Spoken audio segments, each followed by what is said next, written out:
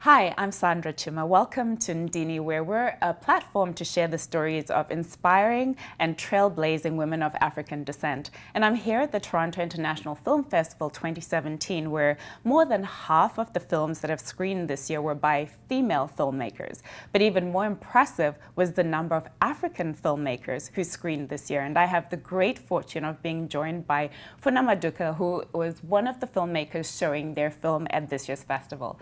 Funa, thank you so much for joining us. I'm so excited to have you here. So tell us about the film, tell us what it's called and what the subject matter is. So the name of my film is Waiting for Hassana. It's a short documentary on the Chibok girls, and what I was trying to do with the film was really reframe the narrative around that whole saga and what is really an ongoing saga because 113 girls are still missing. So when the story got onto the international consciousness, it came with the hashtag Bring Back Our Girls, which rose to over 2 million tweets at the time. It was probably the highest trending hashtag of 2014. And as a Nigerian, as a former educator, it was something that I was following all the time. I was, looking for stories, looking for any updates, and tracking like what the government was doing.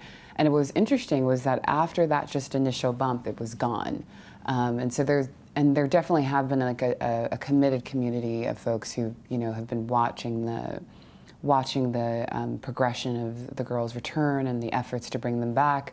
But I was struck with how quickly the world moved on, and how even in conversations when I started doing fundraising for the film, people were like, "What? I thought they were back. I thought it was resolved." And to me, it just kind of it sunk into this what I call almost stunt media, where unfortunately you have really tragic events that are now then treated as almost like stunts and they go away. But with my film, what I wanted to show is that there are real people, real stories, real pain that are unresolved. And Jessica, our protagonist, does such an amazing job of reframing that narrative, bringing it back to the personal story, and making people pause and think and really remember so they don't forget. Yeah. Gaskiya ni da Hassana zaman mu yayi min kyau. Lokacin da abun ya zo ya faru, ba mu gane cewa kwata-kwata za mu yi rayuwa a duniya ba.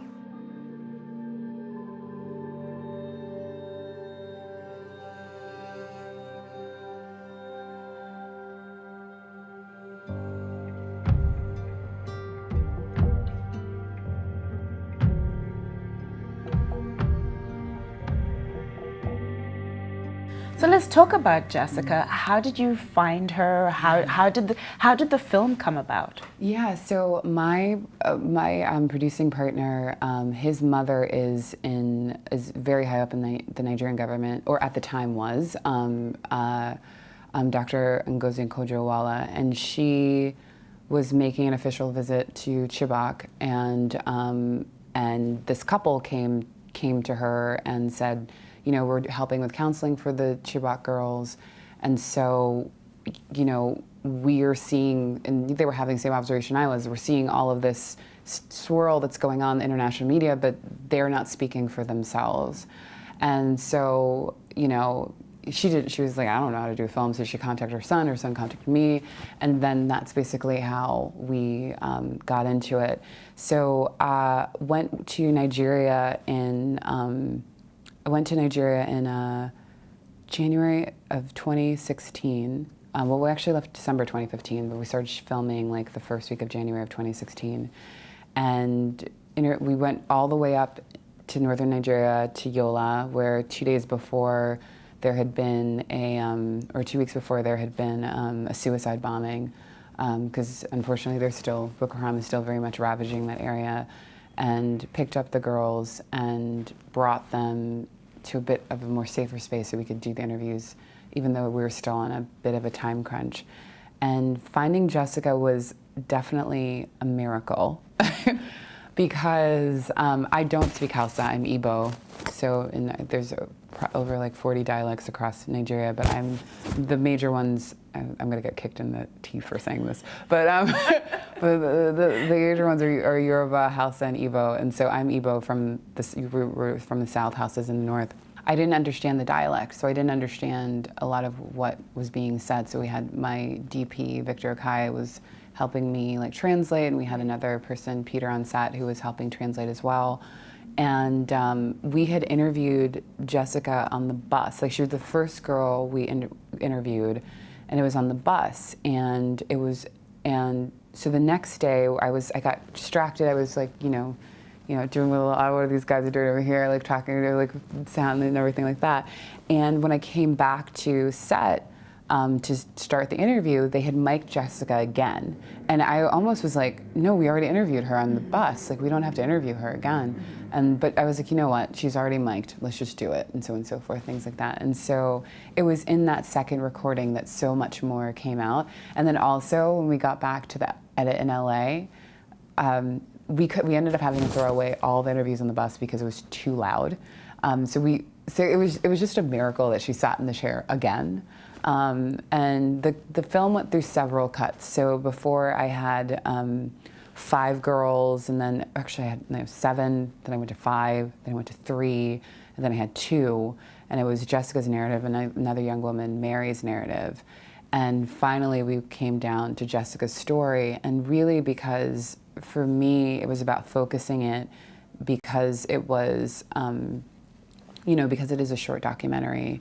And also because with Jessica's story, with the whole waiting for Hassana, I like to think that we have 2 characters in the film because we see Jessica on screen talking about her best friend, about what happened that night, and she paints a picture for who Hassana is.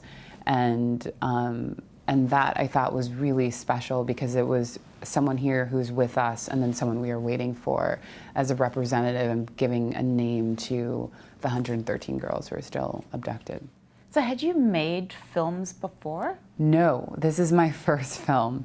And and it's funny because I was having this conversation at dinner last night, but I only stepped into the director's seat because we couldn't raise money to hire a director. And I remember I was sitting on the couch and I didn't know what to do, and I was with my sister, and I was like, I don't know what we're gonna do. Like we don't have, because one of our major funders like just bailed on us because it is a risky thing, like taking on Boko Haram. So like they bailed on us. So we were just like, I was like, I don't have, what are we gonna do? And like we needed to fly because we had a very short window where we could do this because it was so many politics and issues with just getting into Chibok and coming out and all that kind of stuff. So we had a very tight window. We had to go now. And my sister just turned to me and she's like, why don't you just direct it? And I was like, what? And then I was like, okay, I guess I could do it. And then, because in my other life, I watch a lot of films. And so it was one of those things where I realized by doing that, I was actually taking things in, but I didn't take that. But then I was like on YouTube nonstop. YouTube is an amazing resource. So I was studying everything, any kind of video with any kind of director who was saying this is what you do and this is what happens when you're on set. I was just watching everything, and I'd worked on sets before. So I worked on Half of Yellow Sun by B. Bandele, and I was his assistant, and the producer, Andre Kelderwood's assistant, and also Building a Dream, which was about the Oprah Winfrey Leadership Academy. So I was familiar with sets, but it was just the first time I was in the driver's seat.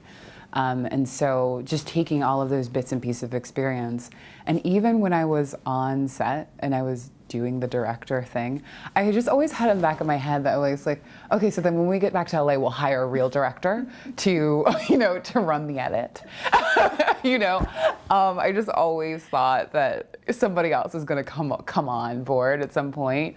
And then it was like we were, 8 months in with like our final cut, and it was the first time I owned the fact that I was like, I'm the director of this film, and so it was interesting. And you are the director of this film, which has gone on to huge responses and huge success. It screened at Sundance, as I said, it's just screened at TIFF, it's screened at South by South, all the big name festivals. Yeah, it was insane. Was that something, like, what did you expect? So you stepped in, you're like, I'm not really the director, but what did you expect? What was your intention with producing the film? My intention with producing the film was hopefully for some like nice, prestigious foundation to invite me to their fancy gala, and I would share the film like that, and then hopefully like, and you know, ultimately like raise money and build awareness and start the conversation. So I thought like this was probably just going to live within that world, and then you know, and then film festivals was like just the next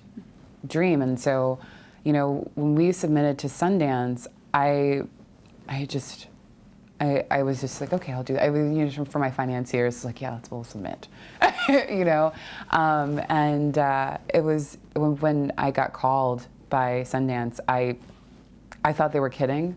I really, because I didn't understand. I didn't get it. And then since Sundance, and that community is just so welcoming, and so and they embrace their filmmakers so much, and the entire team there was amazing. And so having our world premiere, we were the first Nigerian film to ever be selected by Sundance and to premiere there. So that was an honor in itself, and then to find out I was the first Nigerian woman to premiere there. It was just a lot. It was really, and for it to be this film, to be a film about a Nigerian woman who is telling her story and taking control and ownership of her narrative, like that was just the perfect storm for me, and to have Sundance be that platform, and we had so much love and response from Nigeria and in the country, and it was fantastic. Yeah, it was really exciting. I'm interested to know what Jessica's response has been to the film. Oh my goodness! I mean, Jessica's response was probably like my favorite. So we didn't finish the film until about 2 weeks before Sundance. And so then it became this whole thing of how do we have to like get a copy back to Nigeria so we can go and give it to Jessica so she can see the film. And so we had a PA go up and fly up to go and see her, and Jessica watched it on a tablet, and I was just sitting there. The film was 10 minutes long, so I knew when the PA got there, and I was just sitting there like, and it was like 30 minutes. Like it took 30 minutes for the response, and I was really, really nervous. I was like, does she hate it? And then the PA called me finally, like 45. I was like counting the minutes. I was like, it's 42 minutes. So we got on WhatsApp, and she absolutely loved the film. And she said, I asked her, you know, is there anything you want me to say? And she said, I am so happy that this film is out there, because I feel like I've done something for my friend. And when you watch the film, you know, a lot of people ask, like, how is she feeling because her friend was left behind, and is there guilt, and so on and so forth, and things like that. And I had never broached this with her in any kind of interview and stuff, because I have a best friend. I'm sure everyone has a best friend. You just don't want to get into any of that, but you know, you sense it. And so for her, it was just, she finally, you know, I think she was saying she's walking a bit straighter because she's done something for her friend. Now the entire world knows about her and the beautiful person that she is, and she is just so proud and so happy, and that was by far the best accolade that this film could have gotten, was Jessica's approval. It meant more to me than anything else. Like those 42 minutes that I was waiting for that response, it was just the most terrifying, because, you know, at the end of the day, it was really important to me, and you know, and we talked a little bit before this interview started, about why you started this series, and about bringing dignity and representation back to the narrative of African women. And that's what I wanted to do for Jessica, and that's what I wanted to do for Hassana. And I wanted people, even in the way that, you know, we framed the shots, the way we edited, the way we selected the cut, it was really about, I don't want anyone to watch this and say, oh, poor African girl, but I want them to say, this resilient, brilliant just force of a woman, and because that's how I see Jessica, and thankfully people have left the theaters with that same response, and that's what I wanted more than anything else. So the fact that she loved it was great. So speaking about resilient, brilliant women, you are a resilient, brilliant woman. Just, in everything that you've done, you're Cornell educated, Harvard MBA, and you must have one of the most interesting resumes of anybody I've ever met, because it's so varied. How is it that you've dabbled in all these different areas? I don't know.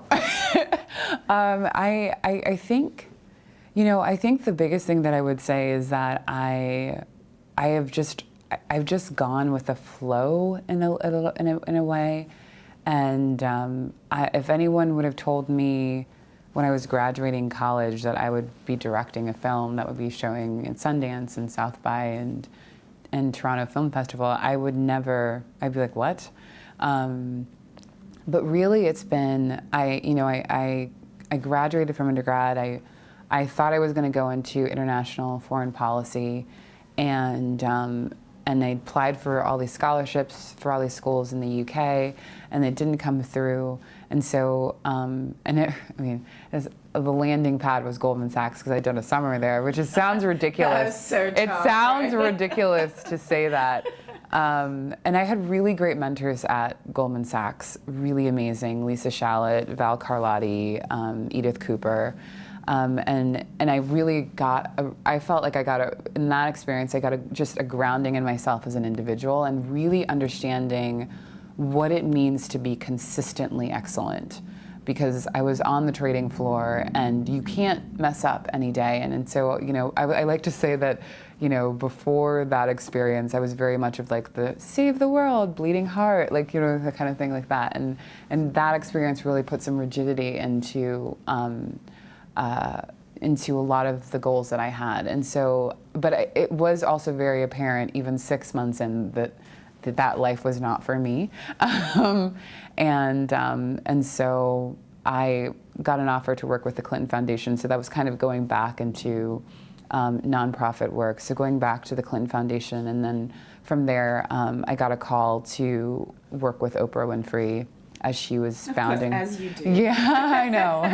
I thank Gayle King for that, because Gayle King was actually, I met her while she was at the magazine, and we just took a liking to each other, and she remembered me and called me and said, because I had a huge passion for girls' education. So that's definitely been the through line. It's something that I know I've always wanted to come back to. And yeah, so it was a huge passion for girls' education, and then I work with the amazing girls in that school who are now out in the world. I'm following them on Instagram and Twitter, and they're on Facebook, and they're all doing amazing things. We have doctors, and one of my mentees, she's spoken at the White House, Pumi Noviva, and there's just so many, so much I learned from them, and so much that they brought into my life. And then from there, I wanted to go back to get another degree. I'm a Nigerian, so we can't not have another degree. My mother was not going to let me get away with that. So Harvard accepted me, yay. And really, when I was there, it was interesting. I thought that I was going to go back directly into nonprofit. We had to take all these personality tests to figure out what do you want to do, and so on and so forth. And I was also president of the student body at Harvard, so we put on a lot of programs as well for the student body as well. And what was so interesting was that I really loved storytelling, and I loved the world of storytelling. And these personality tests also said that you need to be in somewhere around the entertainment sector. That's where your next role needs to go.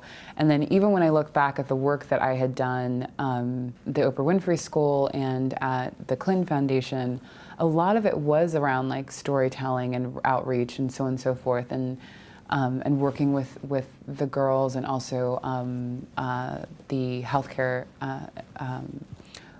workers when I was at Clinton Foundation, to reframe narratives and things like that. And so Yeah, and then so I graduated HBS, and like my first gig really was on the Half of a Yellow Sun film set, and so threw myself right into that, and then moved to LA. And similar your response, like they did not, most entertainment companies did not know what to do with me, and so but Participant Media, which has done Inconvenient Truth, Waiting for Superman, and really powerful films that impact our world. They did because they were like, oh, well, you have a nonprofit background, it's going to be useful for what we're trying to do in the entertainment space. And it was, for me, it was like just the best opportunity. And so I took my time at Participant to really learn, just learn about the entertainment industry, and I thank a lot of my friends there for bringing me up to speed on so much so quickly. And then an opportunity at Netflix opened up, and then I've been there for the last 5 years. And so it's been really, really fantastic to be in this. Yeah. So what brings you the most joy? Right now, what is bringing me the most joy is having audiences respond to Jessica and Hassana's story of friendship.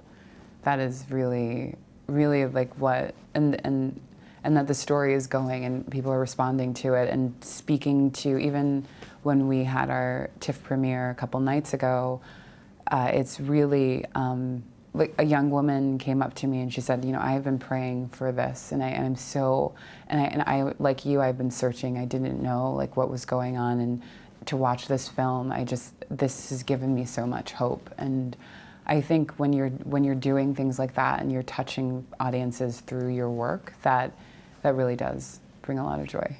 Let me ask you one last question, if I may. Yeah. So the title of this project that we're doing is Ndini, which is I am. Finish that sentence for me. I am. Oh wow. I'm gonna say I am a filmmaker, because that has been the hardest thing for me to claim and accept. And as I told you, like even saying that claiming that I directed the film was a really hard thing for me to do. I do think it's important that women own their positions, they own their place, they claim their space. And that personally for me, to even say that it was a long road and a long journey, because you're in a space that is so dominated by men, and having gone through the experience, I understand why a lot of women filmmakers, they kind of just don't stick with it, and it makes me even more, it gives me even more admiration for the women filmmakers that I look up to, and who are doing just such amazing work. And this is my first film. It's a short documentary. It's 10 minutes, although it was a grueling 10 minutes to get to. My mom always jokes, like, why didn't you? She was every time I would call her to tell her updates about the film and the ongoing saga of what we were going through, she's like, and this is going to be a 10-minute film? But I just have so much respect for filmmakers in general, but specifically women filmmakers, because now, even having gone through the process myself, it is really a feat. And so, yeah, I am a filmmaker. Well, thank you, filmmaker, for bringing this incredible story, and for all that you're doing to keep this story at the fore. As you said, most of us have gone on with our lives, and we forget that there are these girls, 200 girls, or 113 girls, who are still missing, whose families don't know where they are, who who had lives, who mattered to somebody. And so thank you for bringing this story to us. It's beautiful. Thank you very much.